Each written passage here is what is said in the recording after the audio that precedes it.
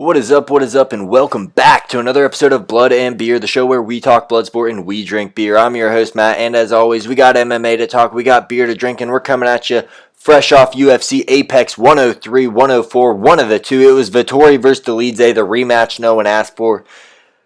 On paper, one of the worst cards UFC could have put together, and probably has put together in the last 2 or 3 years. One of, if not the worst.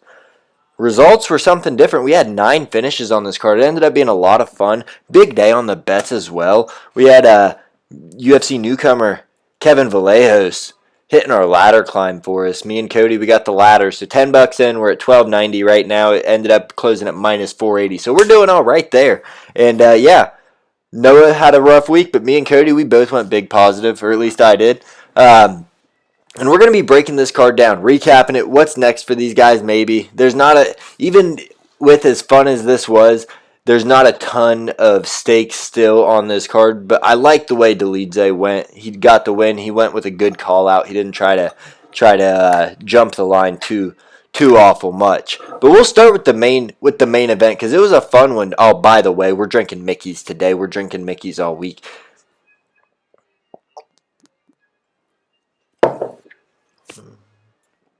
Yeah, so Dolidze versus Vettori too. These guys fought about 2 years ago. Dolidze gets the decision. It was a pretty close one. A lot of people had it Vettori got the decision. Dolidze, a lot of people had it for him in the first one. And this fight was almost the exact same as the first one, especially early where we see Vettori pressuring Dolidze in round 1, but Dolidze's landing a lot bigger power shots. It's not really rocking Vettori though, because Vettori's just so durable. He's got a brick chin, but rounds 1 and 2, I thought both went to Dolidze. Judges thought the same thing. I had the exact same scorecard as all 3 judges, so everybody on the planet must have saw what I saw. But yeah, round 1, Vettori's pressuring, but Dolidze's throwing power and landing him. He comes out hot. Round 2, more of the same. Now, round 3 was all Vettori. Vettori comes out and hurts Dolidze early, blitzes him, and he keeps the pressure on. They have pretty even output in round 3, so he gets the edge there.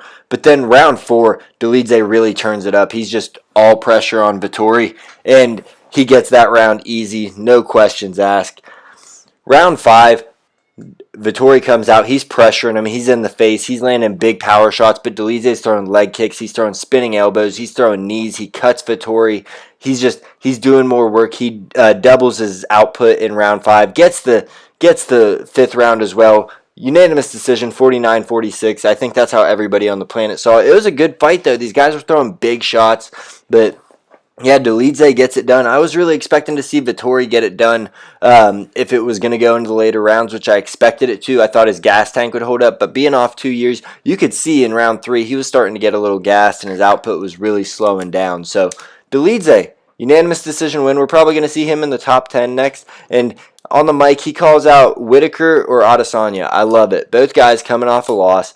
Whitaker up and down. Adesanya's been a little wishy-washy lately, so that's a great matchup for either of those guys. And I like Dolidze in both those matchups with his big power and both of their chins starting to go just a little bit. So, yeah, loved it. Good main event. And then the rest of the main event was fun as hell also. Chidi and Njokuani, he gets a round 2 knockout with a knee in the clinch, just absolutely flattens Eliezer Zaleski dos Santos and finishes him off with ground and pound. He calls for top 15 next. Love that. That's a good call for him. He's 3-0 at 170 now, even though he missed weight coming into this fight.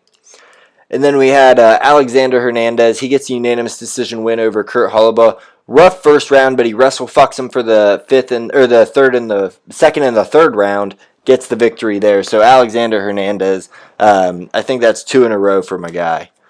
And then we had Damon Blackshear and Cody Gibson. They went at it.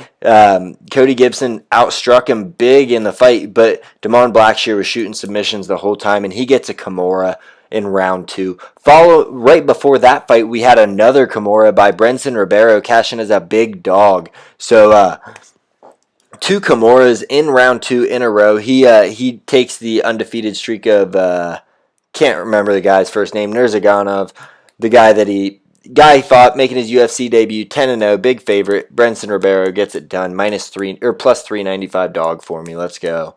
And then in the main card opener, we had Kevin Vallejos absolutely flat and let me get the guy's name right. Sung Seung-Yu Choi flattens him with a straight shot, finishes him off with ground and pound. He looked good. He looks like Ilya Topuria out there with his striking. He stays real tight. His head movement, the way he bobs and weaves, a real boxing heavy style. But you can tell he's got the strength, the pressure to prevent you from wrestling him, and that's the new wave of strikers that we're seeing. We have the new wave of grapplers that are just shooting takedowns nonstop. These new strikers, they know keep it tight, and when guys come in to either shoot a takedown, they got to spread their arms, and you're going to get caught with a hook, with a straight shot, something tight in there.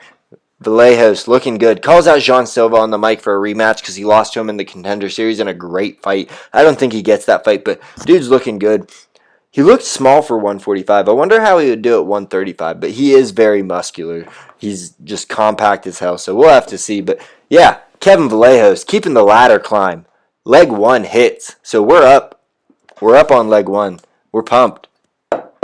And then on the prelims, Waldy Cortez Acosta gets a second round knockout over Ryan Spann. It was a fun fight. Spann was landing big shots. Acosta was landing big shots. Both guys were getting cracked. Spann you could tell he was starting to gas in round 2. They're both swinging, but Acosta's just doing more damage and ends up putting Spann down. Gets the finish in round 2. And then Su Young Yu gets a unanimous decision over AJ Cunningham in his bantamweight debut. Dropped 2 weight classes from 155 to 135. Carlos Vera gets the biggest upset of the night. Biggest upset of the year so far, I believe. Unless Raoni Barcelos was a bigger dog than him. But he was taking on Josias Musasas and lands a spinning back kick straight to Musasas' face. Musasas eats it. And then he lands a head kick that drops Musasas, puts him in a rear naked choke, gets the finish. What do you do? These undefeated fighters are getting turned away left, right, and center. Bet against them nonstop, because that's what I've been doing, and it's working out for me. It'll work out for you, because these guys are getting fraud checked. They're just not ready. They're taking the boxing approach where they don't want to take L's, and then they don't fight any tough competition, I think, is what's happening. So when they come to the UFC, they have this inflated record, and people are like, wow, he looked really good. But he's looked really good against bums. When he's put up against someone that can take a shot, can pressure you, that's what's happening to these UFC debutantes. So when you see someone with an undefeated record, you're going to have to really do some tape study, and not just on the guy that's fighting, on the guys that they've fought, because they're losing just nonstop. But one undefeated fighter that did not lose this weekend, we had Andre Lima. He stays undefeated with a round 3 rear naked choke over Daniel Barres. Broke him down on the feet. Outstruck him, I think, 3-1. 100 strikes to 30-something. Looked just nasty. Broke the guy. Undefeated. Give him a top 15 or close to it. This guy's good. And then, you know who I'd like to see him fight? Andre Lima. Give him Joshua Van. What a fight that would be. 125. Both the guys are fireballs. You say, I don't want to see 2 up-and-comers fight each other. I do. I want to see who's better. They're at that point. Both of them are fringe top 15 guys, or they're on the verge of fighting a top 15 guy. So, let them fight, and then the next one gets a top 10. Skip the top 15 part. But, man, that would be an awesome fight. Joshua Van's durability, Andre Lima's craftiness. It would be an awesome fight. And then the card opened with 2 women's MMA knockouts in the first round. First, we had Carly Judice. She gets a head kick knockout over, I didn't even write her name down. The lady was 6-0. I forget her name, but 6-0 against women that have never fought before. I mean, I think everybody she fought had 0 fights when they fought her, or has 0 wins in MMA. So, really inflated record, and again, undefeated fighters going down, but Carly Judice, head kick knockout in round 1. And then in round 1 also, we had Priscilla Cochera uppercut Josiane Nunez in the clinch, puts her out cold, just walk-off knockout for Priscilla Cochera, and then gets on the mic, talks how she used to be a crackhead, she used to be a drug addict. Dana White, give her the $50,000 so she can open an institute. She knows what this is about. I don't know about that. But it ended up being a really fun card for all the shit that me, Noah, and Cody talked on it, for all the shit everybody online talked about it. It was a really fun card. I don't think a lot of people watched it just because it was so bad on paper and it had such bad press coming into it. But this was a fun card. 9 finishes and 13 fights. You can't beat it. So our bets over the weekend. Cody ended up going positive 144. Our parlay, we had the same closing leg to our parlay with Vettori. It didn't hit. So he's plus 2716 on the year. That's a 2,700% profit. Noah went down 390 this week. He's minus 250 year to date. And then I went plus 695. So that puts me at plus 2068 year to date. 2,000% profit or 200% profit. So that's what we're talking about. We're looking good on the bets. And our ladder's looking good with the boy Kevin Vallejos. I don't have a lot left to talk about on this show. Cage Warrior recap coming at you in the morning, 184 and 185. They had a double header this weekend.